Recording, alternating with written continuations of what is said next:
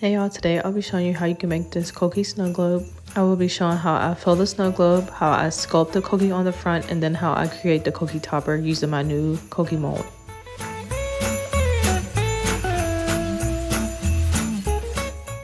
So we are starting with this 20-ounce handle snow globe from Square Cam, and it comes with 2 plugs. I'm using this milk from Santa, solution from Adhesive Apothecary, and then my new cookie mold. I am starting with Sculpey Super Sculpey Beige Clay, and this is just going to be for the cookie in the front. So just want to take a piece, roll it into a ball, and then press it into the mold. I flatten it out before I start pressing it into the mold, but once you press it into the mold, it'll give it that cookie texture. And so we can start on sculpting the cookie in the front that looks like it got a bite taken out of it and that it's screaming. So then do that, and then you want to also push it into the cup so that it can take on the shape of the cup. You do want it to curve so that it can sit, flush against the cup. So that's what I always do. And then I picked out some eyeballs. The eyeballs are meant to match the lid of the snow globe, but also to give it like a personified feature to it. So after I picked out some eyes, I picked out some blue ones that I thought matched the lid. I started using a cutting tool just so that I could make it look like there was like a bite taken out of it. And then I added some small round dots below it with the clay to make it look like it was like crumbs. I also pressed the eyes back in, but we do have to take the eyes out before we bake them, just so that I can see where the eyes sit at after I bake it. And then you want to use a little tool with a rounded bottom just so that you can make it like a mouth that's look like it's screaming or shocked.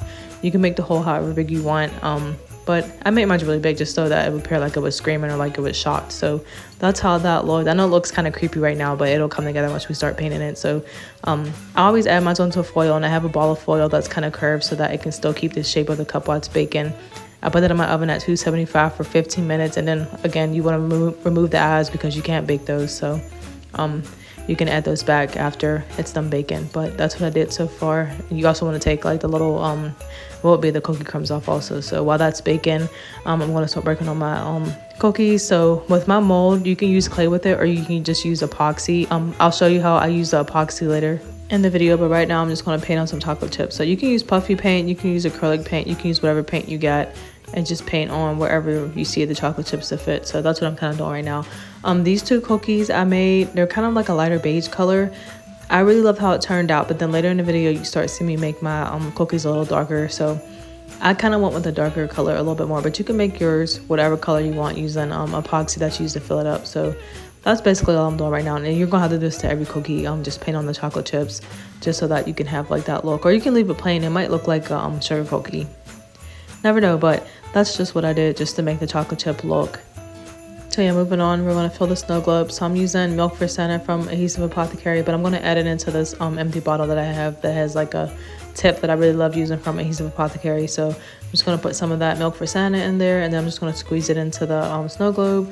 I really love the tips that she has on her website in these bottles because I feel like it makes it so easy to fill up your snow globes. And then also it doesn't leave much of an air bubble. In fact, sometimes you can get it out completely with these bottles. So it just depends what you're going for. Most times I don't stress about air bubbles because I feel like it needs some movement, especially with it getting colder now. Your cups are going to need like a little bit more room to expand. But before we go any further, make sure that you like and subscribe. More to come. So now I'll be showing you how you can use my new cookie mold, and then what colors I use to make it. So I'm using regular epoxy.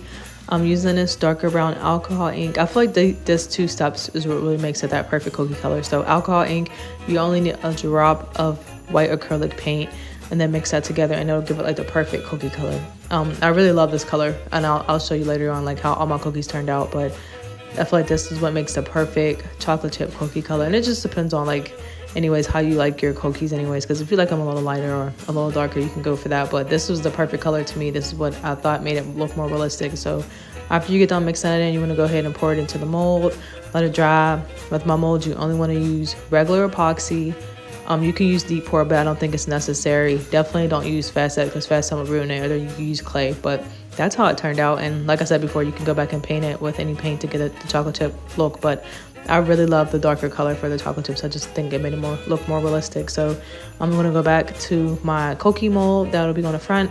I'm going to also paint that. So I'm using the same brown alcohol ink, and I'm going to use some Sculpey gloss. And this is what helps seal it in also. So I always do this when I'm using alcohol ink because it just helps seal the alcohol ink faster. So you see me adding both onto the top of the clay. I'm gonna mix it all and rub it all on top, and then like I said, the gloss helps seal it, so your alcohol ink doesn't like run everywhere or needs to be sealed. The gloss seals it. So I think this brown alcohol ink was like the perfect color for a cookie, and then once you start painting it, you see it start to come together, so it doesn't look as scary. So that's the color it turned out. Ended up drying, and then I went back and started painting on where I wanted the chocolate chips to be also. After I got done painting on all the spots, I glued back on the eye. Oh, I also painted the mouth also. I painted it brown. I was debating on painting it black, but chocolate chip's supposed to have chocolate in it, so I painted the mouth brown. And then, yeah, I'm going to glue on the eyes with hot glue. I'm going to epoxy everything as usual, so I just use hot glue because I feel like it's a really quick adhesive and it dries really fast and it holds everything on. So that's what I did. Glue the eyes on. You can still see the indentation from where I initially put it at before I baked it, so that really does help when you do that. And then I'm going to also glue it onto the front of my cup. I feel like this was really fun to make, and to me it's really cute. I think it's really funny, but it always reminds me of like those commercials where they're advertising food and food comes to life and then somebody eats it or something and they're screaming. So I always thought that was funny. I thought this was a really good idea. And then obviously the blue will go with the lid. So I really wanted to make a fun cookie cup, and this is what I came up with. So I thought it was really fun. Yeah, so that got glued onto the front. What I do want to do next is make some drips, but I have to add my crumbs on too. I almost forgot about them until I got the cookie on. So same thing with the crumbs. You can use the gloss and the same alcohol ink to get that brown color, and then you can glue those on also. So I didn't glue them like in a line kind of fashion, but I wanted to look like it was crumbling down off of the cookie. So that's what I kind of did. I'm using my hot glue again, and then that's how that turned out. I still think this is so cute. Like I almost want to keep this cup. That's how much I loved it, and I really love making fake food. So that's how that turned out. I think it's really cute. I love how it came together, because at first it was looking scary, I ain't gonna lie, but the next step is to make drips. So I always want to make drips. I love drips, so I'm always gonna do drips. For my drips, again, I always use regular epoxy. I'm using white acrylic paint because I want to make it look milky, and then I'm going to use cornstarch or flour.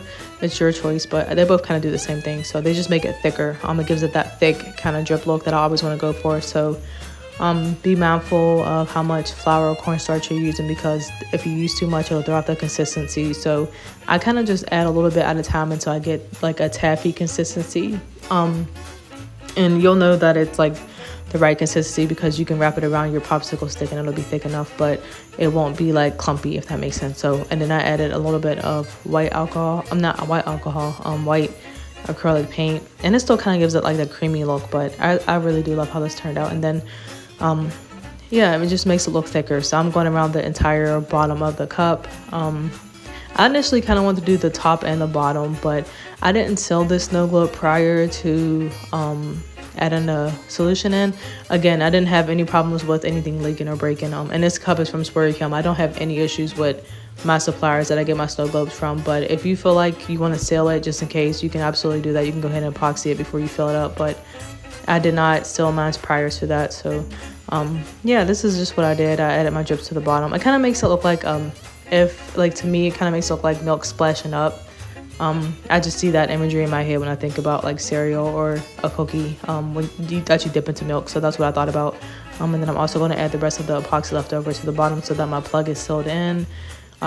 Regardless, you always want to seal your plug in just so that it doesn't come out, but that's how that turned out. You do want to let it dry. And then I also threw it on my turner. Not that my drips were going to drip any further, but I did want my drips to round out a little bit just so that I could give it like that milk, like in a bowl splashing up kind of look. That's just the imagery that came up in my head. So after I got done sealing this up, I threw it on my turner, and I'll show you that here pretty soon. But after the drips did dry, I went ahead and epoxied it. So you always, when you epoxy it, you want to make sure that you stay below where the lid would screw on that, because you don't want to hit those where it screws on that and mess up the cup or make it hard for the lid to go back on. So that's how that looked. I did go back and epoxy it, so my cookie was completely sealed in, and then I'm going to work on the lid now. So